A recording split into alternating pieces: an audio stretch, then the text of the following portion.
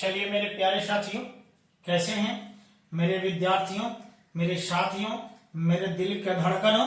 अब आइए समानांतर श्रेणी में हम लोग एक्सरसाइज 5.2 में पिछले क्लास में पहला क्वेश्चन को हम जो बॉक्स दिया था उसको बता दिए। बॉक्स वाला एक और घेरा वाला हम बताएंगे, लेकिन एक बता देते हैं कि दूसरा नंबर का पहला नंबर प्रश्न, दूसरा नंबर भी सेम ऐसा ही है, बना लीजिएगा।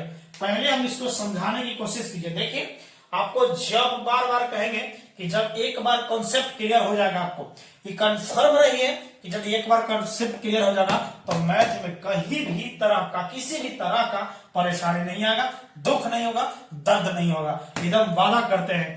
तो देखिए, पढ़ने के लिए सब लोग पढ़ते हैं, लेकिन आप अलग एक स्ट्रेटेजी बनाइए और अलग स्ट्रेटेजी बना करके अपना काम करने की कोशिश कीजिए।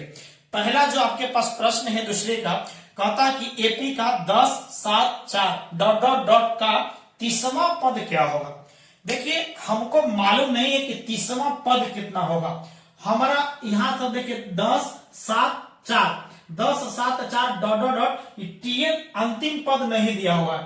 अंतिम पद नहीं कहता कि 30वां पद ज्ञात करो, मतलब है कि पदों की जो संख्या है वह कितना दिया है, 30 है।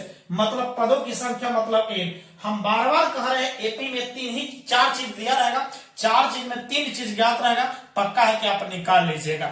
हम बार बार बोलेंगे समानांतर श्रेणी पढ़ने वाले बच्चों के लिए कि ए है, डी है, एन है और टीएन है। ये चारों में से कोई 3 मालूम रहे, कोई 3 मालूम रहे, कोई 3 मालूम रहे, कोई दिक्कत नहीं होगा। यदि कोई 3 मालूम रहेगा तो ऑटोमेटिक है कि चौथा निकल जाएगा। यदि आपके पास में 4 में 2 दिया है तो आप प्रयास कीजिए दो और मान निकालने के लिए। जब 2 और मान निकालोगे तो 4 हो जाएगा, तो काम खत्म हो जाएगा। तो चलिए हम प्रयास करते हैं। पहले वो अभी सिस्टम आ रहा है, वैसा क्वेश्चन अभी आएगा, दिखाने वाले हैं। तो आइए पहले सॉल्यूशन में क्या है आपके पास में दिया हुआ है। पहले कह रहा है कि 10, 7, 4 डॉट डॉट डॉट का 30वां पद। अब अपने आप सोचिए कि 30वां पद निकालना है, मतलब अपने आप है कि एनवां पद दे चुका, मतलब है कि आपके पास में 30वां पद निकालना है। पद को टी से सूचित करते हैं, मतलब टी 30 का मान यहां से नहीं डर लगता है, छोड़ दीजिए। एन का मान 30 दिया है, कोई दिक्कत नहीं। हमारे पास तो ए तो नहीं दिया है, ए नहीं दिया है, तो ए के लिए क्या करोगे बताइए।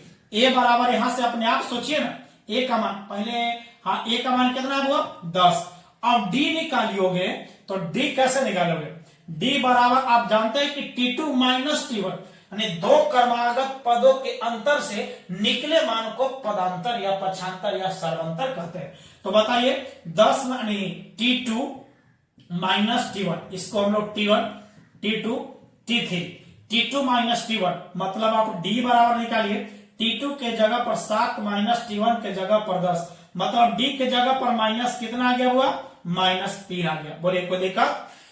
एन हो गया, ए हो गया और डी हो गया, माने 30वां पद निकालना है। तो बताइए सूत्र से किससे होगा। जब सूत्र आपके पास में पता है कि बताइए 30वां निकालना है, क्योंकि 30 है ना, तीसवां पद मतलब वही एन के जगह पर, जैसे एन लिखते हैं तो एन के जगह पर। अब सोचिए, नहीं तो एक बार सूत्र आप लिख लीजिए, नहीं बुझाता है तो टीएन बराबर होता है A plus N minus 1 into D. देखिए हम प्रयास करेंगे कि आपको कहीं दुख नहीं हो जाए, कष्ट नहीं हो जाए, उसको समझाने का। तो चलिए टी तो है ये गया, और एन के जगह पर बोलो वो 30 बराबर ए के जगह पर 10 प्लस एन के जगह पर 30 माइनस 1 इंटू डी के जगह पर बोलो -3। कोई दिक्कत, कोई दिक्कत नहीं। अब आइए टी हो गया 30 इक्वल टू 10, यहाँ माइनस, यहाँ प्लस, प्लस माइनस माइनस, यहाँ 3 आ गया और गुना, बोलो 30 में से 1 गया 29। कोई दिक्कत। अब आइएगा यहां से टी 30 इक्वल टू बताइए 10 और यहाँ माइनस 29 दिया, कितना हुआ 87, मतलब आपके पास टी 30 बराबर कितना आ गया -77, यानी यही है, यानी आपका 30वां पद।